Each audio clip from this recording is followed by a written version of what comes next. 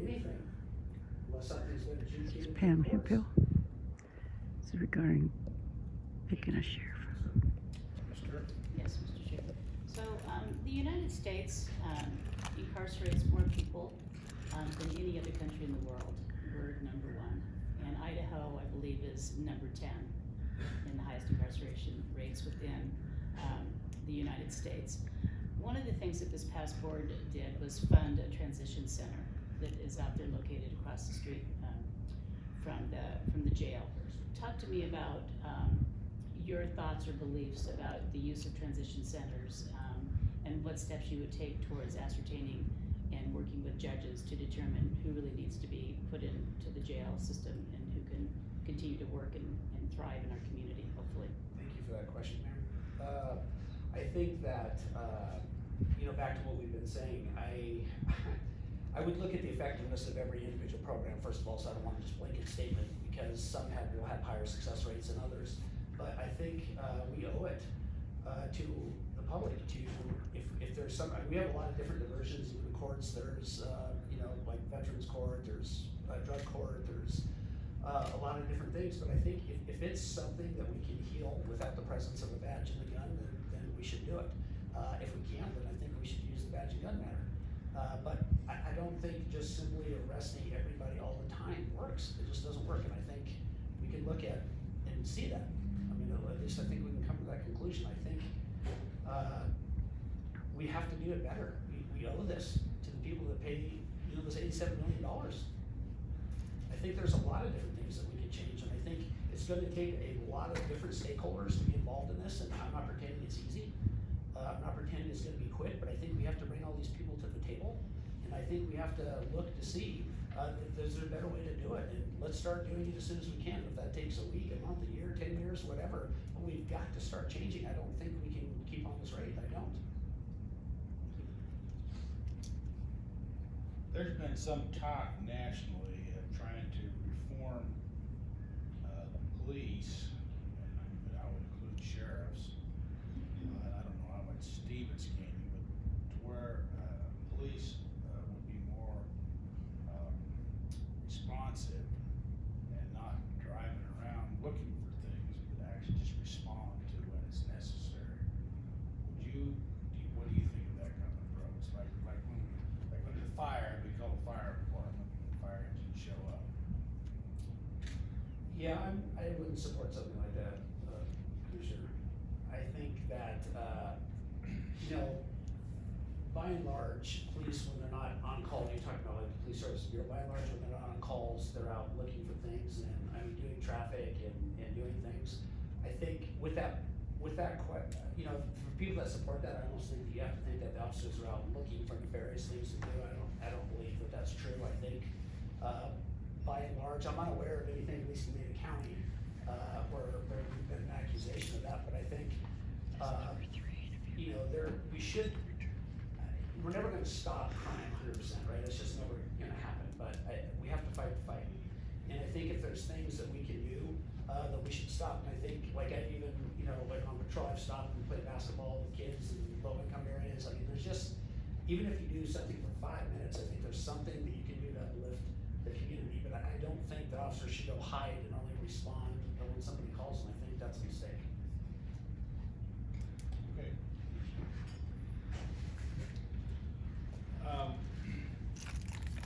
What does the phrase contempt of cop mean to you?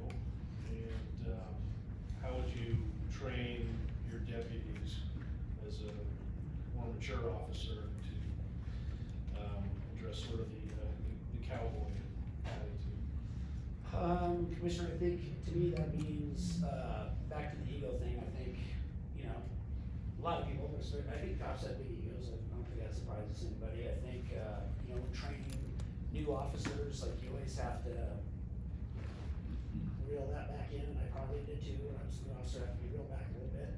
I think, one of the funniest things I always ask officers is, or even like recruits at the academy, when you're driving, those lights come on behind you, how many of you got nervous? And they all raise their hand, and I think, why would they, right? That doesn't really make sense, because they're familiar with the system. They probably don't know that I'm pulling over. But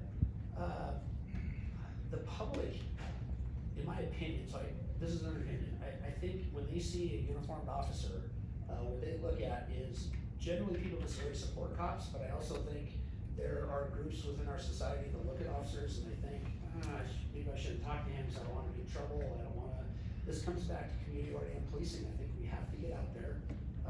I did town hall events in CUNA and Eagle and Central County back before, those were a great showcase to bring people out and introduce them, and I think, just having a few minute conversation with a citizen, like I said, playing basketball with the kids in the low income areas, I think any of that kind of stuff that we can do to build, what I want is citizens to look at cops and I want them to say, that's a warrior.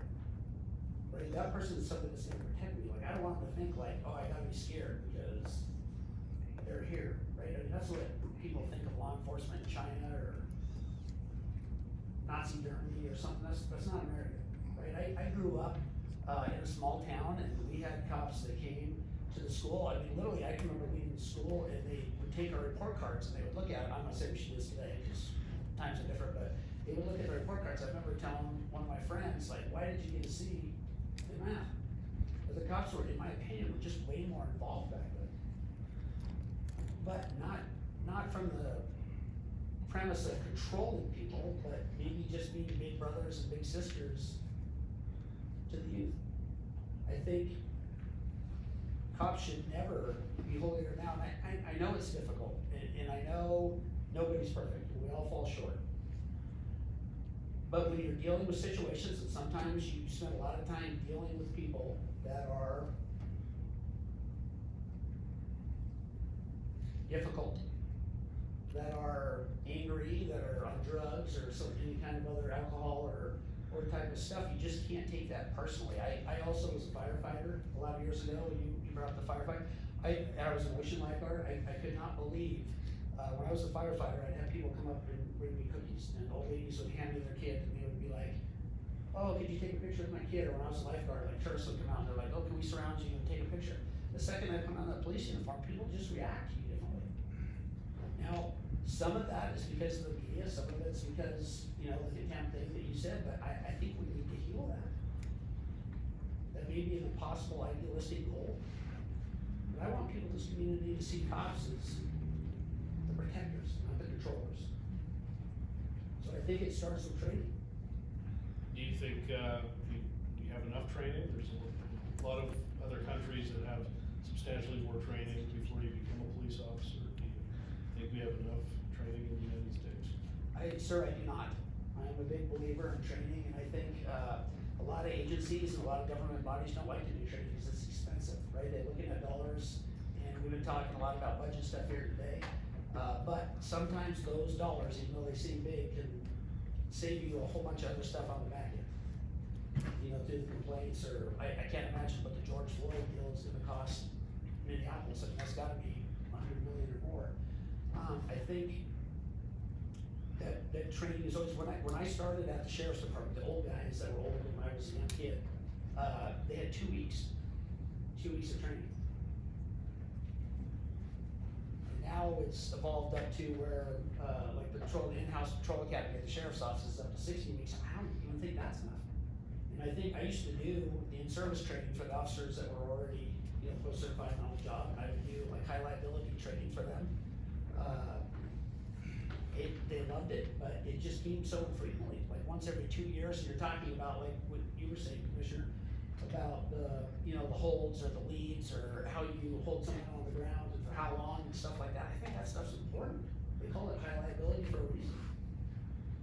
I think, in a perfect world, we'd have unlimited training, we need more. And I would do whatever I can to try to increase the training. I think that would be very helpful to all these issues that we've talked about today. Yes, sir. Mr. Kenyon? Yes, thank you, Mr. Chair.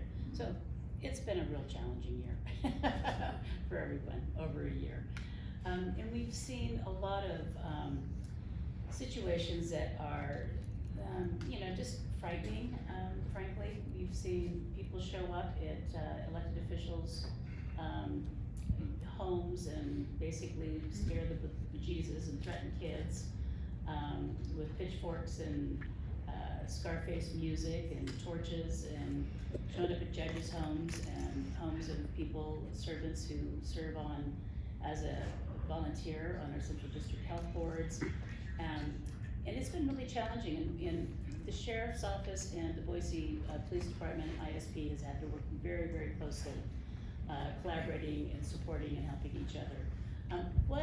How would you react to those situations? How would you advise our people to respond, and what would you change, if anything, on the way the response has been? I think, by and large, the law enforcement agencies that are here have had a good response to it. You know, it's I understand the First Amendment and the right to protest. I don't like, it bothers me a little bit showing up at somebody's house, and, you know, and to be honest, I've had that happen to me before. It's not a comfortable feeling. I just don't think it's right. I think you can exercise your First Amendment without doing that, so I would leave that to the legislature and the courts, I guess, to figure out how those laws work. But I think we owe an obligation. If you guys were threatened, the sheriff owes an obligation to protect you, and your county officials. I think, you know, whether it be health board, whether it be Judge Van Mueller's house, like that just troubles me. I don't think we should go to his house. I think it's perfectly okay to disagree with what Judge Van Mueller did, and I think that's absolutely fine.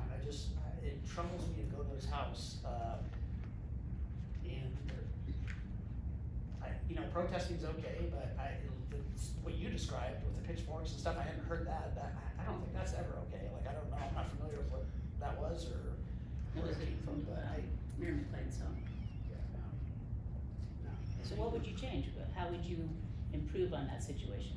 Well, I think, like I said, I think it's up to the legislature and the courts to define what we can do, but I think at the very least, they should have somebody in a uniform there to protect them. I mean, you can't, you know, like we said earlier, most people don't want these jobs, and thank you all for putting yourself out there to do this, but who would want this job if you had to go through everything you had to go through, plus you had, you know, people in your face or chasing your kids down, or you know, doxing people on the internet. I can't stand that. I mean, it's dangerous.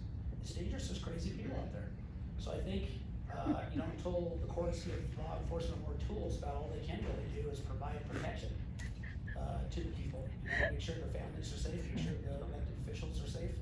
And I would try to meet with all these groups. I talked to a lot of disparate groups when I was at the sheriff's office, and I think it's okay that we don't all think alike. I'm one of the few people, I guess. But I've talked to radical people all over the world. You know, when I say all over the world, I mean all over the political world. And that's okay, but I think having the conversation can help too. I've been to protests right out here at the old courthouse, and had to get out there and talk to some of the radical groups and just have a conversation. A lot of times I've found through having the conversation, they're like, well, you're stupid, we're leaving, goodbye. And they leave, and sometimes you can handle it like that. I think if you can handle it without, but the bottom line is, you know, I'm gonna protect this courthouse, I'm gonna protect the elected officials. That's never okay. Just one quick follow-up question. So you mentioned it's up to the legislators, and that's true. In fact, they tried to pass legislation this year that did not get passed. Have you ever testified in committee in front of the legislature, and is that something that you would be comfortable with to try to make change? Yes, ma'am. So you have testified, and you would? I would like to get with someone like you and get some information, because I mean, I've seen on the news, people showing up, but I have never, I guess I haven't really heard the examples that you gave, so that would be, new to me, but that's troubling. And I would want to get in front of that. And I think, be an advocate, you know, to all the things that provide public safety, but there is a First Amendment issue there too, so I think, you know, however the legislature can craft that, and the courts come back and say, this is constitutional, this is not. I mean, you know, people have the right to say what they want to say, and if it's off somebody's property and whatever, it's troubling, I think. Mike, what do you believe is the most difficult job the sheriff has, and how would you go about accomplishing the job?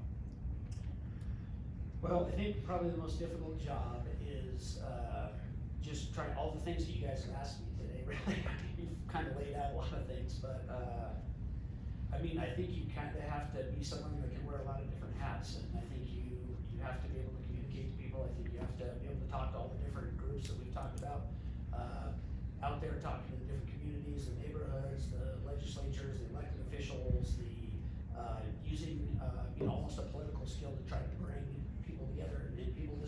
that's okay. But what I've found is even people that disagree can work together. I mean, I think we're so vested in this country with, wanting to fight about what we disagree on, that I think we've wasted a lot of opportunities. And I think that's probably the toughest job that the sheriff would have. Just one more question regarding that. Would you consider yourself a constitutional sheriff, as the word has been discussed? So I'm not, when you say that again, I think that's defined by how, I can tell you what I believe, I'm not 100% sure what Tell me what you believe. I believe that the United States Constitution was divinely inspired. I believe that we're blessed to have it. I've sworn my life to protect it. If you needed old people like me to defend this country, I would do it in a second. I love this country. I love the flag. I believe in the ideals of our founders. I believe that the sheriff's power emanates from the Bill of Rights and the Constitution. The Idaho Constitution actually mandates the office of sheriff. I think the sheriff's primary job is to protect the citizens' First Amendment, the constitutional rights of the citizen, all, not just first. And I think that's an important distinction. But if you're asking me if I don't believe in nullifying or not agreeing with parts of the Constitution, I think what the founders put forward and what's still there is what we follow. I don't agree. I'm not looking, or nor do I seek any needless conflict with state or local agencies or anything like that, if that's what you're talking about. Mr. Davis? Is this my last question? Looks like it. Can I follow that up? Oh, yeah, sure, go ahead. I do think, Idaho, we've had some, in my opinion, poorly handled, you just made me think about when you're talking about it, the law enforcement situations here, where the federal government, in my opinion, has inserted itself into things that they shouldn't have. And I will reference Bundy Ranch.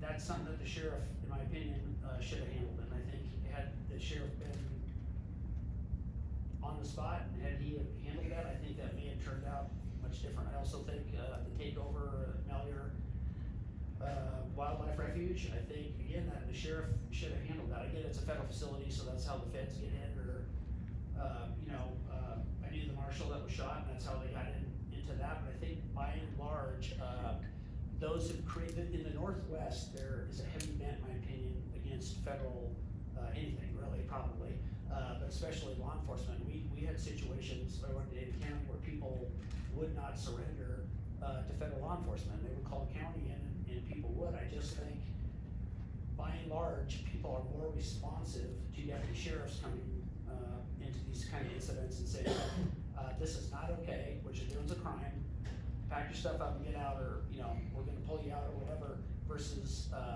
when I was talking to an FBI agent when that Malheur County thing happened, and they said they were gonna bring in the HR, their tactical teams.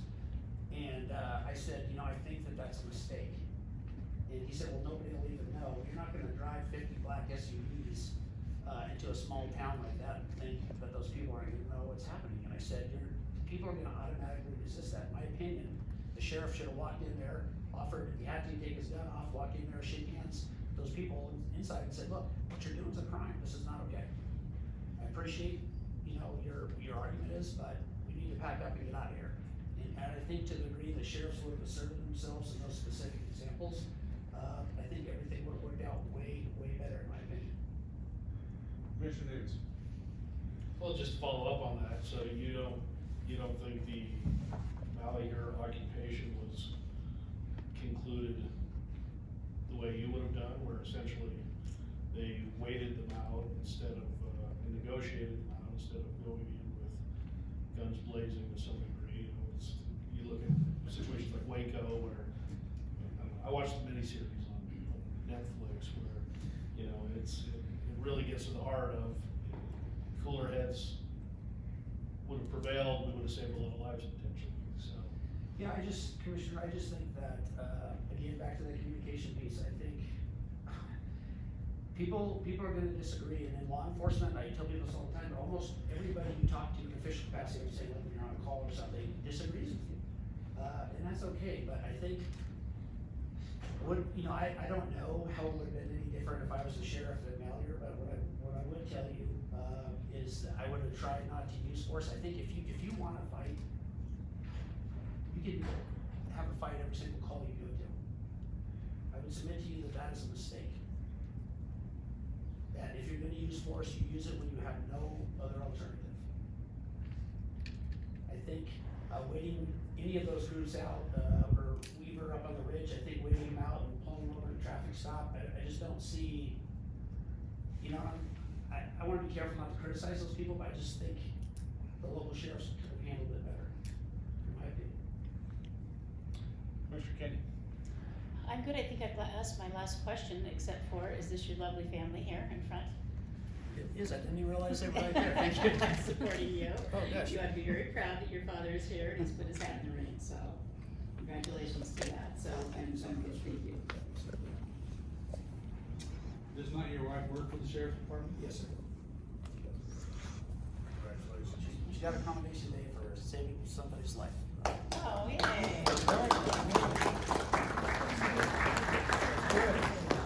Well, thank you, Mr. Chilton, thank you, Mike, for being here. This concludes our interview.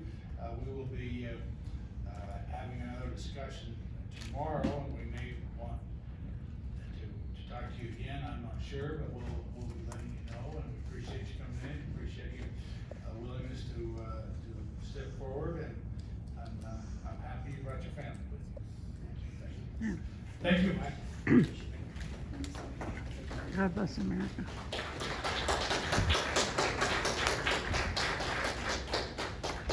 We're gonna take a 10-minute break and we'll start again. Exactly